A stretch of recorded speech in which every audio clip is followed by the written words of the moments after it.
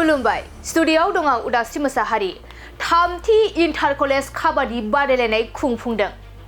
बड'लेण्ड मुलुगसोलोंसालिजों खुंजानाय थामथि inter college काबादि बादायलायनायखौ कमार्स कलेज क'क्राझाराव खुंफुंदों।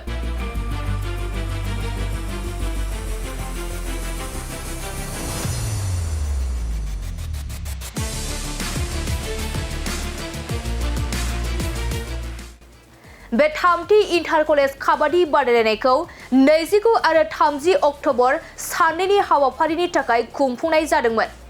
बे बादायलायनायनि गिबि खोन्दोआ गार्ल्स कलेज क'क्राझार आरो एसडी कलेज गसाइगावनि गेजेराव जानानै थाङो आरो गार्ल्स कलेज क'क्राझारा एसडी कलेज गसाइगावखौ फेजेननो हानानै देरहासार जानो हायो आरो थामथि इन्टार कलेज काबादि बादायलायनायनि नैथि खोन्दोआ गार्ल्स कलेज क'क्राझार आरो दतमा इउएनबि फरायसालिमानि गेजेराव जायो आरो गार्ल्स कलेज क'क्राझारा देरहासार जानो हानानै सेमि फाइनालाव सौहैनो हायो। थामथि इन्टार कलेज काबादि बादायलायनायनि सेमि फाइनाल बादायलायनाया 30 अक्ट'बराव थामहिनबा दिनै जोबनानै थाङो।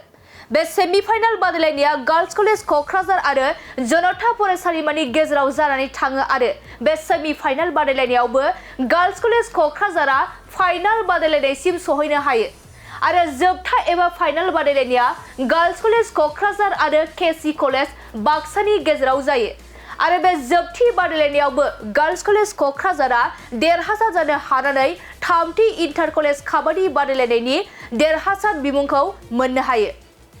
खुलुमबाय स्टुडिय'आव दं आं उदास्रि मोसाहारि थामथि इन्टार कलेज काबादि बादायलायनाय खुंफुंदों।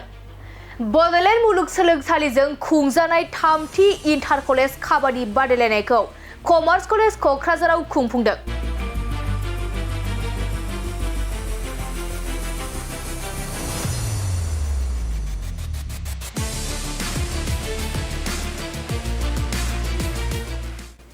बे थामथि इन्टार कलेज काबादि बादायलायनायखौ 29 आरो 30 अक्ट'बर साननैनि हाबाफारिनि थाखाय खुंफुंनाय जादोंमोन। बे बादायलायनायनि गिबि खोन्दोआ गार्ल्स कलेज क'क्राझार आरो एसडी कलेज गसाइगावनि गेजेराव जानानै थाङो आरो गार्ल्स कलेज क'क्राझारा एसडी कलेज गसाइगावखौ फेजेननो हानानै देरहासार जानो हायो आरो थामथि इन्टार कलेज काबादि बादायलायनायनि नैथि खोन्दोआ गार्ल्स कलेज क'क्राझार आरो दतमा इउएनबि फरायसालिमानि गेजेराव जायो आरो गार्ल्स कलेज क'क्राझारा देरहासार जानो हानानै सेमि फाइनालाव सौहैनो हायो। थामथि इन्टार कलेज काबादि बादायलायनायनि सेमि फाइनाल बादायलायनाया 30 अक्ट'बराव थामहिनबा दिनै जोबनानै थाङो।